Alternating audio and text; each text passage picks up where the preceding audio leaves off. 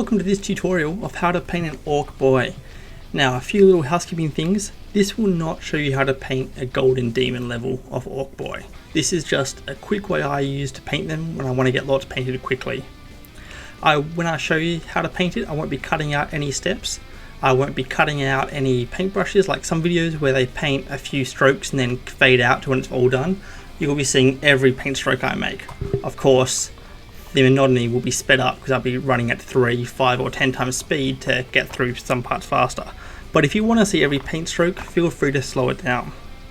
I'll make some mistakes I'll be going through, but I'll correct them and I'll point them out to you so you can avoid making the same mistakes. Well, this Ork Boy takes me almost 90 minutes to paint. That's because I'm painting with the video camera right in front of my chest. So every time I have to look at the model, I'm leaning around the video camera and trying to look at it and be able to paint. I'm also keep referring back to the video camera to make sure the model hasn't lost focus or gone blurry, and all of these things just add a bit more time. It would be a much faster paint if I wasn't doing these things, if I was able to just hold it in front of me rather than having a video camera in front of me instead. The first thing to do when painting an Ork Boy is to figure out your colour palette. I'm doing Evil Suns, so Mephiston Red is the clan colour I use. And then I mostly use a combination of various browns. I like this, I think it gives a kind of natural earthy look to the orcs. And I also use a liberal use of Agric Earthshade and a few other techniques to make the orc look dirt and grimy. This is the orc as I got him. Not prime, not anything. He was from a slot base from the old Assault on Blackreach box. Even now they're about $4 a pop on eBay. Looking in January 2021, there was 3 lots of 10 up on eBay, so still pretty common. I've removed him from his slot base and I'll put him on a 32mm base when I'm done.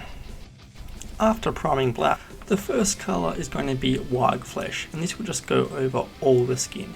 You can see I've also got a painting timer down the bottom left corner and the colour that I'm currently painting down the right. While painting the skin, there were 3 parts I missed. The left hand, the right hand and under the neck. Once that first coat's dry, just do another one straight away. So if you're painting several orcs at once, you won't have to wait any time in between. The first one should be dry by the time you've done your 4th or 5th orc. But if you're doing them individually, then just give it a half an hour or so to dry before you keep going. Next we're going to use Warboss Green to just do a dry brush over all the skin. Now, since I've only painted the skin so far, you don't need to be worried about being neat, you can just get the paint anywhere, but try to keep it to a moderate to light dry brush.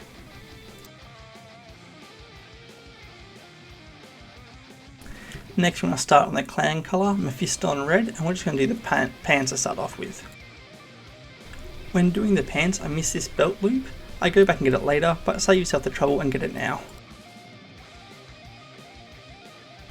I also think this part of the pants is actually the boot and don't paint it, but another mistake I fix later.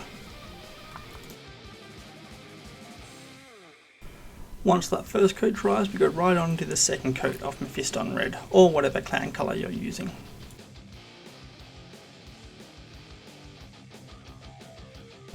At this point I decided there's not enough red on the model, so I decided to do this little armband on the left red as well.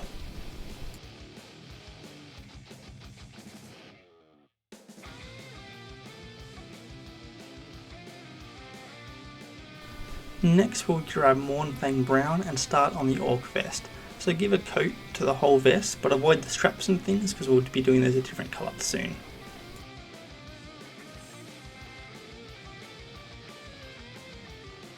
Honestly, I'm not sure what this part is. It looks like a jacket going over the vest, but there's no corresponding jacket on the other side, so I just paint it Mournfang Brown and move on. I also missed part of the vest under his stomach, so don't be a noob like me, paint that bit. On to the Orc's boots, which will just be done in a coat of Rhinox hide.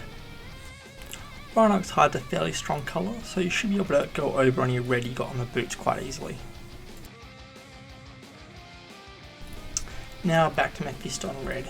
If you avoided the mistakes I pointed out earlier, you'll be able to skip this step as you won't have to correct the mistakes you didn't make.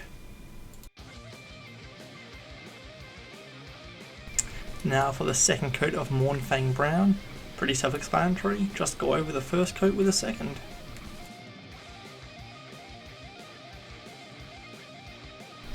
Now I'm just going to get that right hand I missed with Warg flesh.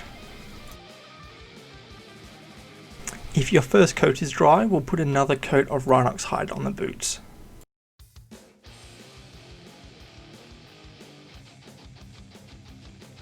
Next I'm going to use Gawthor Brown to get the majority of the leather straps, starting with the one holding down that front armour plate and following it around to the back.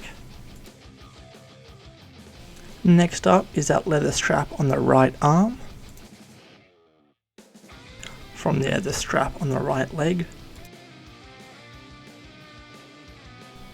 We're also going to do the strapping on the handle of the chopper, as well as the cord that's tying it down up the top. Finally, it's the straps going over the shoulders.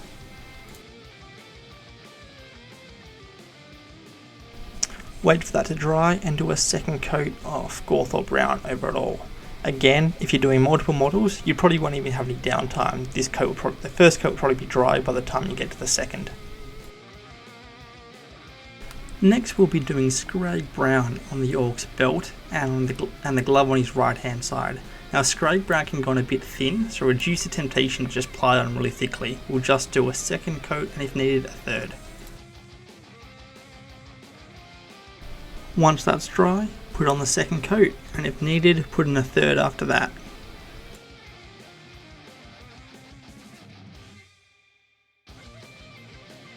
The last brown is going to be Baneblade Brown, and we're going to put that on the pouch and on the little dangly strap at the back. You can see here the paint is really runny. That's because I didn't shake the paint up enough before I used it. So don't be a noob, don't make that mistake, make sure you shake your paint. Next we're going to get onto the lead belcher, starting with the slugger. Now there's a few bits to get with lead belcher, so I'll go through them all as we get there. The back panel and the two little buckles above it. The shoulder armour. The two buckles on the legs before starting on the chopper.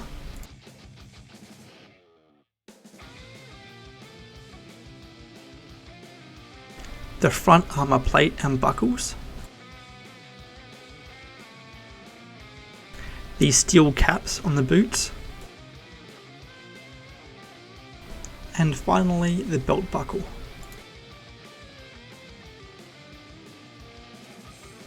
After very thoroughly shaking the pot, we're going to do that second coat of Baneblade Brown. So next up is one of my tricks to make the metal look like it's dirty and rusty. Kind of like the weapons and equipment's been made out of rusted scrap metal as much as it's been made out of clean pressed sheet metal. And that is to give the various parts of the metal a coating of typhus corrosion. You can see on the chopper, the bit that connects the main body of the weapon to the handle, I didn't do the typhus corrosion. That's because I want it to look like it's two different kinds of metal that went into making it, one made from scrap and one fairly clean. A word of caution with typhus corrosion, make sure you clean your brush really thoroughly. You don't want all that grit and stuff getting trapped in there and clogging it up, the bristles will go everywhere. Next up we have what is arguably one of the hardest part of the model, which is the eyes, and we're using Evil Sun Scarlet. Now if you make a mistake like I did on the Ork's nose, we'll fix it up later. Try to be as neat as possible, but if you miss slightly, it's not the end of the world. Here I'm just getting that belt loop I missed on the pants. Hopefully you learnt from my mistake and didn't make the same one. Once the Evil Sun Scarlet's dried, we're just going to get some War Boss green and just touch up and clean up where we made any mistakes. I suspect I've got paint on other parts of the skin throughout the model, so I'm just having a look for them now so I can touch them up with a War Boss green.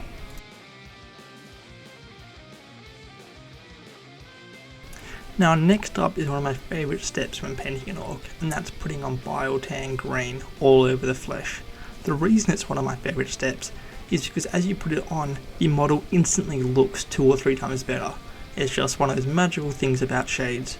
So to make sure you don't miss any bits, I recommend doing one section at a time. So here you can see I'm doing the left arm first. Once that's fully done, I then move to the right arm. Once that's fully done, I do the head and the neck and things.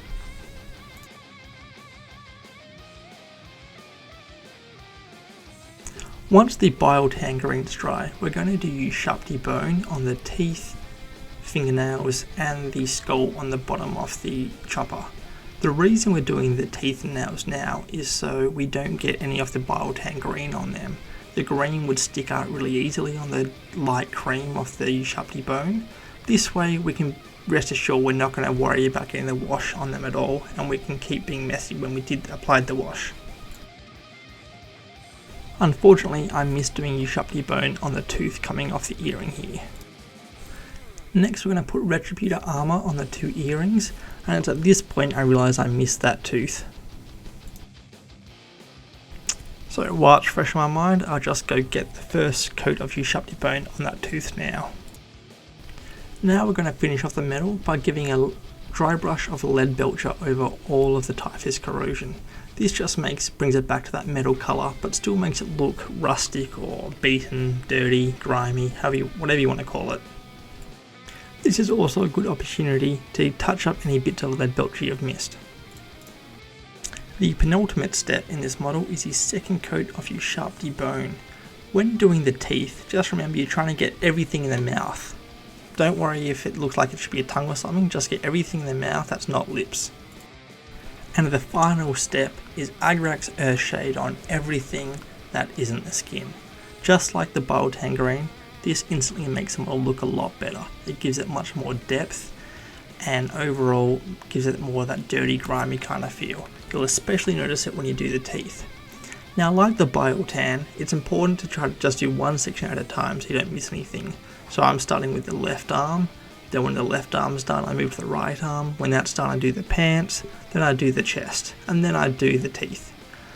Find out what works for you, but just do one section at a time to avoid missing anything. If you follow this tutorial through, your model will probably look something like this.